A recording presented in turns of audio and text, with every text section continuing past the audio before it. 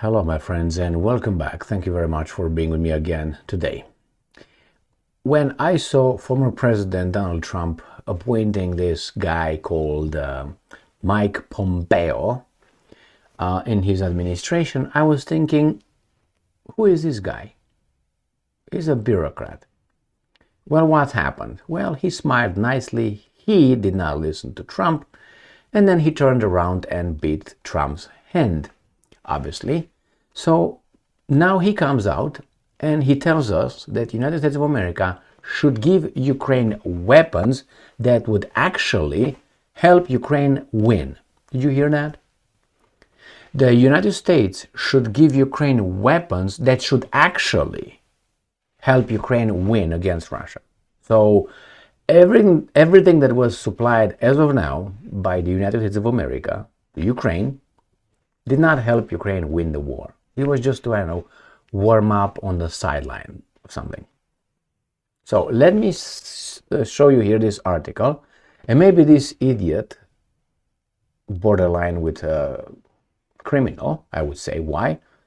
What kind of statement is that? You mean nuclear weapons? So let's see what kind of weapons Mr. Pompeo has in his little melon. Here it is. The new voice of Ukraine. US should give Ukraine weapons to, quote-unquote, actually win. Mike Pompeo, November 27th, 2023. This is the guy. When I was losing weight, I don't know, got a girlfriend or something. As the Republican Party remains sharply divided on future US military aid to Kiev, now this is garbage. You can't, since you have the military-industrial complex around you, breathing in your back together with intelligence services. Nothing is divided. It's very clear, actually. When these guys are about to vote on a package, an aid package, I have never had any doubt that they would pass and they would be approved. Now that the elections are coming, we might have some champions of peace just because they keep an eye to the electorate. If we are to believe in the that term called democracy. So let's move on. Former U.S. Secretary of State. This is the Foreign Minister of Russia, of the United States of America, and CIA Chief Mike Pompeo. So he is one of those guys, clearly, exploring the question of how Washington should structure its Ukraine policy. I'll tell you how it should. Probably just talk to the Zelenskys, tell the Zelensky-Steins to back off, tell the Russians, let's talk, let's provide you guarantees that NATO will not attack you or will not come into Ukraine, stop this war, and then together have Ukraine as a neutral country that will have investments from everyone, not only from one side, and be the vassal of that side. How about that one? So, and I'm quoting, I am indeed a member of this party, the Republican. Yeah, you are, but the Republican Party is not what you guys say it is. I was one of the leading figures in the Donald Trump, and you use that in your resume, administration that first actually provided Ukraine with lethal weapons. Pompeo recalls. So that means that he wants to throw Donald Trump under the bus again, saying, oh, so Donald Trump provided first time to Ukraine weapons. And Trump was gonna say, yes, I did, because I'm strong and I would have smacked Putin and I was tough and all that. And he's gonna get more people who vote for him. And I'm quoting this idiot again. I hope that Ukrainian people remember that the Obama administration denied Ukraine the tools necessary to defend against the Russian aggression in 2014. There was no Russian aggression in 2014. It was a coup, if you remember, orchestrated by, what's her name? Not orchestrated, but at least she gave it up.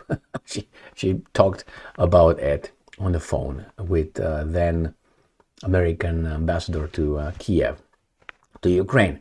So that's what was in 2014. And then that government did something to those guys, because it is like entering in your house, a guy from outside, take over and then say, now we are in charge. And some of your family says, no, I don't accept your legitimacy. You're not legitimate here. And then the guy's, okay, you're not, well, we're going to send our troops to you to make it legitimate. This guy's going to fight again. That's how it all started in 2014. But Pompeo gives us a different spin. Why? Because he can, and nobody will call him out. All right, the Trump administration held Russia in check. Yeah, that's the exact way to do it. And my main criticism of President Joe Biden and, frankly, NATO is that they have failed to deter Vladimir Putin from the senseless destruction that has been occurring since February 2020. It was not senseless. They told you, you bring NATO to me, I feel very much threatened, and you know it. And everybody's going to rile behind me against you. And they knew it. They were warned many times by important people from the United States of American government. And nevertheless, they did it. Remember in 2008, when it was the first conversation in NATO summit in Bucharest, 2008. And then former President George W. Bush, yeah, that one. Yeah, that one. We have this kind of people here because they're the best from us. And when then he said, yeah, we're going to extend the invitation to Ukraine to join NATO one day. And then it was, I think it was, I can't remember his name right now. No, it was a CIA chief or something. I can't remember his name. He said that, well, that's going to lead directly to a confrontation with Russia because Russia said it's a red line, and the whole population feels that way. It's not that Putin is the idiot guy who keeps everybody. No, look at his approval rating in the 80s, 79, 80, 81. Why? Because he's doing something that they know instinctually that the West is coming too close. So they did it. Yeah, we're going to do it. What are we going to do about it? Come on, bring it on. We're going to use these idiots with our military. We're going to make a lot of profits. You're going to die. These guys are going to die. Going to destroy a country. We're going to rebuild it as we rebuilt, Iraq. And then everything's going to be just fine. I'm going to weaken you. Why? Because you're my friend, my partner. You don't do this to a partner, do you? Anyway, so senseless destruction, it was not senseless whatsoever. But if you just listen to your little echo chamber, or you're a borderline criminal, I would say, yes, of course, it's unprovoked and senseless, has no sense. And in the meantime, the Ukrainians, the Kiev regime, was killing the Russian-speaking population in the east. Not those guys were killing the Kiev forces. No, the Kiev forces were killing them, were attacking them, not the vice versa. And there, I have to remind this idiot, who, hey, by the way, he was a foreign minister, right, of the United States of America. Hey, Pompeo, remember, I was about to say Nord Stream 1, Nord Stream 2. No. Minsk 1 and Minsk 2 agreements, what did they say? What did they say? Did they implement it? No. So again, senseless, my friends. History is right there, you just have to look at it and read a little bit. On the current hurdles with passing a support package for Ukraine, which has arisen due to the stance of Republican all right, I personally, I'm quoting, as Mike, would like us to do more and quicker. The former official said, like, what, nuclear weapons? What?